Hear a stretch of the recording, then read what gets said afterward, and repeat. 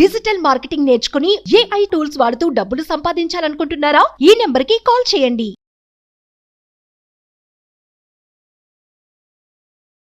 నమస్కారం డాక్టర్ శ్రీ ఆచార్య అనంతకృష్ణ స్వామి గారు. నమస్కారం అండి. సో క్లాసెస్ చాలామంది అడుగుతున్నారు. కంటెంట్ స్టార్ట్ చేసే ముందు ఈ క్లాసెస్ ఎప్పుడెప్పుడు ఎక్కడెక్కడ ఉండే అవకాశం ఉంటుందనేది ఒక్కసారి ప్రతి ఒక్కరు తెలుసుకోవాలనుకుంటున్నారు. ఎస్పెషల్లీ స్పెషల్ క్లాస్ కూడా మనకి ఇప్పుడు 2024 అండి.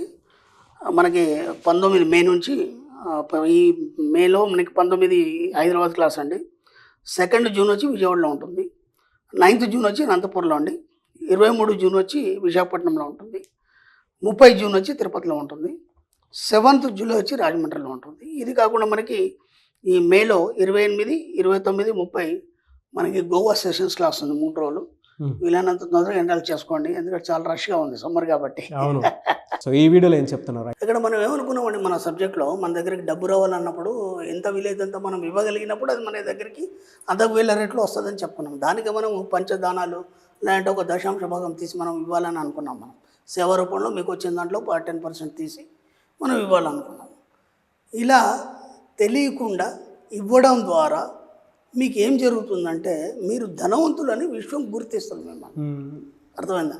అంటే ఇప్పటి వరకు మీరు ఇవ్వలేదు అంటే ఏదో కొన్ని దగ్గర మీకు అనిపించిన దగ్గర కొద్దిగా ఇచ్చారు. ఎప్పుడేందంటే ఒక సిస్టమ్ ప్రకారం, ఒక పద్ధతి ప్రకారం దాన్ని మనం తీసి మన సబ్జెక్టుకు అనుగుణంగా మనం ఇవ్వడం అనేది స్టార్ట్ అయింది. అంటే మనం దాంట్లోంచి మనం గోశాలకు ఇస్తున్నాం, అర్పణహౌసెస్కి ఇస్తున్నాం. ఇట్లా ఎన్నో వాటికి మనకు తెలిసినంత మట్టికి, మనకు చూసినంత మట్టికి మన పరిసరాల్లో కానీ ఎక్కడైనా మనం వచ్చిన దాంట్లో 10% తీసి ఇవ్వడం అనేది నువ్వు ధనవంతుడివి అని తెలియజేయడానికి చేసే ప్రక్రియ. ఎంత బాగా చెప్పాడు. నువ్వు ఇవ్వడం ద్వారా నువ్వేం తెలియజేస్తున్నావు విశ్వానికంటే, నేను ధనవంతుణ్ణి కాబట్టి నేను ఇస్తున్నాను. ఎప్పుడైతే మనం ఇవ్వలేదో తీసుకునే స్థితిలోనే ఉన్నాము. ఆ తీసుకున్న స్థితిలో నువ్వు ధనవంతుడు అనేది నీ మనసు కూడా చెప్పట్లేదు. అవును. అప్పుడు విశ్వం ఎలా గుర్తిస్తుంది? ఎస్. ఇప్పుడు మనం కొన్ని చూస్తామండి, రీల్స్లో ఒకటి చూసాం. మనకు ఎలా తయారైపోయిందంటే, మనకు బుద్ధి తెలిసినప్పటి నుంచి అన్ని ఎట్లా తయారైపోయినాయంటే, ఎవడో షాపు కూడా ఒక 50% ఏదో డిస్కౌంట్ పెట్టాడు, 50% డిస్కౌంట్ పెట్టాడు. జనాలు పరిగెత్తిపోతున్నారు. అంటే మామూలు మధ్య తరగతో లేకపోతే దిగువ తరగతో వాళ్ళకంటే అవసరాలు ఉంటే పాపం అంత ప్రతి కొనలేరు కాబట్టి వాళ్ళు వెళ్ళారంటే ఇది లేదు.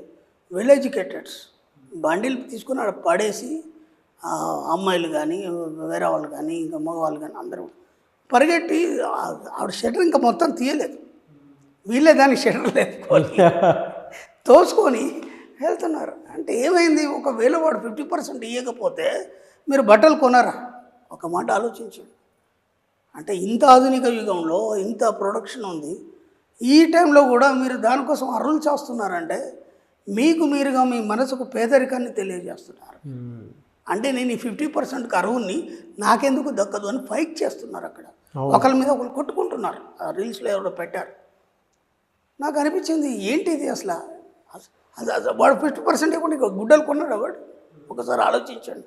వెల్ ఎడ్యుకేటెడ్స్ మామూలు కాదు, మంచి ఎడ్యుకేటెడ్స్ పరిగెడుతున్నారు. అక్కడ ఒకరి మీద పడి ఒకరు కొనుక్కుంటున్నారు.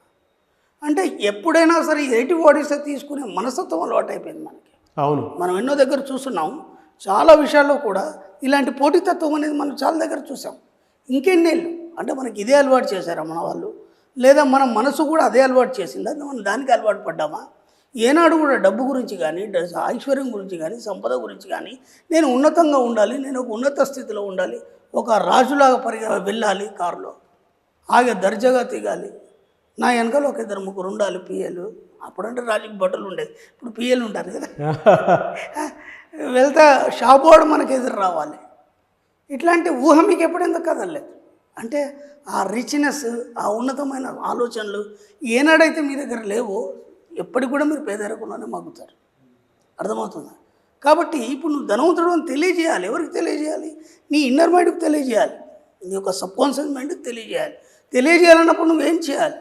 నీ యొక్క యాటిట్యూడ్ని ఉన్నతి వైపు నడిపించాలంటే నువ్వు ధనవంతుడిగా నువ్వు ప్రవర్తించాలి, లేదు కనీసం యాక్షన్ చేయాలి. ముందు ఏం చేయాలంటే మన సబ్జెక్ట్లో ఏది లేకపోయినా ఏది పొందకుండా అన్నీ ఉన్నట్టుగా నువ్వు యాక్షన్ చేయాలి, ఆ అనుభూతిని చెందాలి.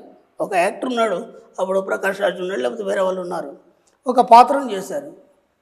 చాలామంది వాళ్ళ ఇంటర్వ్యూలో చెప్తారు, ఏమండి మేము బయటకు వచ్చినప్పుడు రోడ్డు మీద ఎక్కడన్నా వచ్చినప్పుడు కానీ ఏదైనా మీటింగ్లో వచ్చినప్పుడు కానీ వాళ్ళు పబ్లిక్ మమ్మల్ని తిడుతున్నారండి, మీరు చంపేయాలరా ఆ సినిమాలో అలా చేశాడు, నిజంగా అలా చేశాడు, యాక్ట్ చేశాడు అంటే ఎంత రియాక్షన్ వచ్చింది వీళ్ళ నుంచి.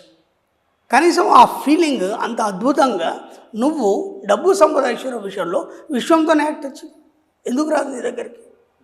మన సబ్జెక్టులు ఏదైతే ఊహించుకుంటున్నామో, ఏదైతే అనుభవిస్తున్నామో, ఏదైతే ఆనందిస్తున్నామో అది నువ్వు పొందుతావు అని చెప్పేసి మన సబ్జెక్ట్లో ఉంది కదా.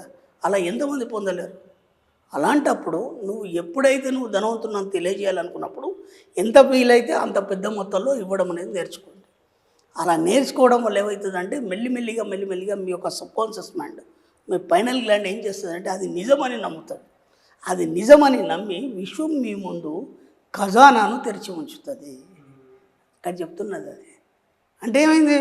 నువ్వు ఎప్పుడైతే ఇచ్చే స్థాయికి వెళ్ళినావో అప్పుడు విశ్వం ఏం చేస్తాడంటే నీ ఖజానాను ఓపెన్ చేయాలంటే నీకు ఒక 100,000 దారులు ఓపెన్ చేస్తుంది నీకు డబ్బు సంపద ఐశ్వర్యం రావడానికి. ఎందుకంటే నువ్వు ధనవంతుడని నిరూపించావు అక్కడ. ఇదిగో నేను ఇస్తున్నాను. నీ సబ్కాన్షియస్ మైండ్ నమ్మింది ఏమని? ఓహో నేను ఇచ్చే స్థాయికి వెళ్ళానా కాబట్టి నేను తీసుకురావాలి. ఎక్కడి నుంచి తీసుకురావాలి? విశ్వంలో ఉన్న సంపదను నేను తీసుకురావాలి. సింపుల్ టెక్నిక్ ఇది, బాగా ఆలోచించండి. ఇక నుంచి ఉచితాల కోసం పరిగెత్తడం, 50% డిస్కౌంట్లు అవన్నీ పిచ్చి పిచ్చి మనకు లేవు మన సబ్జెక్ట్లో. ఎవరైనా ఏమనుకోండి, నేను వాసన మన సబ్జెక్టులో లేవు అవన్నీ. మీరు అలా చెప్తుంటే నాకు ఒకటి బాగా గుర్తొస్తుంది. అంటే ఎవరికైనా ఏదైనా దానం చేసేటప్పుడు మనకి ఏ విధంగా తిరిగి వస్తుందని చెప్పడానికి నేచర్లో నంబర్ ఆఫ్ ఎగ్జాంపుల్స్ చెప్పొచ్చు మనం. కానీ మీరు వెళ్ళే దారిలో ఎక్కడైనా గోసేవ ఎవరైనా చేస్తున్నారు అని అంటే మీరు డొనేట్ చేసి మరీ వెళ్తారు. ఎస్, ప్రతి ఒక్కరికి అంటే నేచర్లో ఉండేటువంటి వాళ్ళకి ఏ విధంగా హెల్ప్ చేస్తే ఎలా తిరిగి వస్తుందనే దానికి మాత్రం ఈ సబ్జెక్టులోనే బెస్ట్ ఎగ్జాంపుల్స్ చాలా ఉన్నాయి. అండ్ మీరు ఇందాక ఒక మాట కూడా అన్నారు కదా, మనం ఎవరికైనా ఇచ్చే గుణం కనుక మన దాంట్లో ఉంటే, డొనేట్ చేసే గుణం మన దాంట్లో ఉంటే ఆటోమేటిక్గా అది ఇంకొక రకంగానూ మనకు తిరిగి వచ్చే అవకాశం కూడా ఉంటుంది. ఏదో రకంగా వస్తుంది. ఇలా వస్తేనే కదా తిరిగి వచ్చేది. నువ్వు ఇవ్వడానికి సిద్ధంగా ఉన్నప్పుడు వస్తుంది కదా. నేను ఏమంటున్నా అంటే ఓవర్ హెడ్ ట్యాంక్లో ఫుల్ వాటర్ ఉంది, ట్యాబ్ ఓపెన్ చేస్తే కానీ అది ఖాళీ అవుతుంది. అవును, ఇక్కడ వాటర్ వస్తుంది, ఇది ఖాళీ అయితే కానీ మళ్ళీ అక్కడ ఖాళీ అవుతుంది, మళ్ళీ అక్కడ ఫుల్ నింపుతానే ఉంటాం మనం. అవును, ఇది అలాగే పెట్టాము అక్కడ అంతా మురిగిపోతుంది కదా. అది పిసినారుతనం అది. నువ్వు ముందు ఇచ్చే స్థాయికి ఎదగాలి. ఇచ్చే స్థాయికి ఎదిగినప్పుడు నీ డబ్బు వస్తుంది. మనం కూర్చున్న దగ్గర ఎట్లా వస్తుంది డబ్బు, ఊహిస్తే ఎలా వస్తుంది అంటే దీనికి ఇన్ని అన్న పద్ధతులు ఉన్నాయి. ఆ పద్ధతుల్లో నువ్వు ధనవంతుడు అని తెలియజేయడానికి నువ్వు ఇవ్వడం అనేది ముందు అలవాటు చేసుకుంటే అలవాటు చేసుకుంటే నీ సబ్కాన్షియస్ మైండ్ నమ్ముతుంది. అరే వీడు ఇప్పటిదాకా ఎప్పుడు ఇవ్వలేదు, ఎప్పుడు అడుక్కుంటే స్థితిలో ఉన్నాడు, ఎక్కడ ఏది ఉచితం ఉంటే అడిగి పరిగెడుతున్నాడు, దానికోసం ఉన్నాడు, ఇవాళ కొత్తగా ఇవ్వడం స్టార్ట్ చేస్తాడు ఏంటా అన్నది ఆలోచిస్తుంది. మెల్లిమెల్లిగా ఒక 4-5 సార్లు ఇచ్చిన తర్వాత ఒక్కసారి మీరు వచ్చి పడుకున్నాక ప్రశాంతంగా ఒకసారి ఆలోచించండి, మీకు ఎంత రిలాక్సేషన్ వస్తుందంటే అరే నేను ఇంత చేశానా, దానివల్ల ఇంత లబ్ధి పొందిందా అని చెప్పేసి ఒక ఆత్మతృప్తి అనేది కలుగుతుంది. ఆ ఆత్మతృప్తి మీ సబ్కాన్షియస్ మైండ్ తృప్తి పొందడం. ఆత్మ అంటే సబ్కాన్షియస్ మైండ్ అని చెప్పుకున్నాం కదా. ఎప్పుడైతే ఆ తృప్తి పొందుతుందో అంత రెట్టింపు తీసుకురావడం మొదలవుతుంది. అక్కడ నుంచి మీకు డబ్బు రావడం అనేది స్టార్ట్ అవుతుంది. ఇవ్వడం ద్వారా మనం తెచ్చుకోవడం అన్నమాట. బట్ నేచర్లో ఉండేటువంటి పచ్చి నిజం అన్నది విశ్వధర్మం. విశ్వధర్మం అది. విశ్వధర్మం ఏదైతే మనం ఏది ఇస్తే అదే తిరిగి వస్తుంది మనకు అనేది. అంతకు వెళ్ళ రేట్లో వస్తుంది. అదే కదా, ఇత్తనాన్ని బట్టి చెట్టు ఫ్రూట్స్ ఉంటాయి. ఏదేస్తే అది వస్తుంది కదా. ఏదిస్తే అదే వస్తుంది. మామిడేస్తే వేపరాదు, వేపేస్తే మామిడి రాదు. Thank you sir, thank you so much doctor Shri Acharya Anantakrishna Swami గారు. థ్యాంక్ యూ అండి. సుమన్ టీవీలో మీ పర్సనల్ అండ్ బిజినెస్ ప్రమోషన్స్ కోసం కింది నెంబర్కి కాంటాక్ట్ చేయండి.